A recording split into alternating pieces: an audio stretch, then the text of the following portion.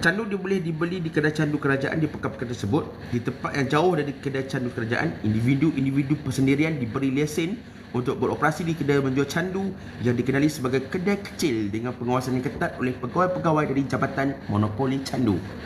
Pada 1915, terdapat 55 tender permohonan untuk membuka kedai kecil dan semuanya dari orang-orang Cina.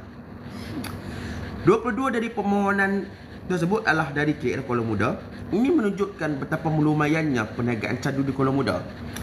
Di Kota Kuala Muda, depoh candu kerajaan terletak di rumah kedai yang dibuka untuk orang awam.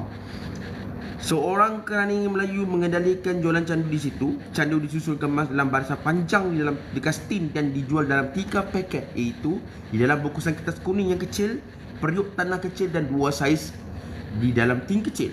Kesemua pakej tersebut dimeterai dan dilabelkan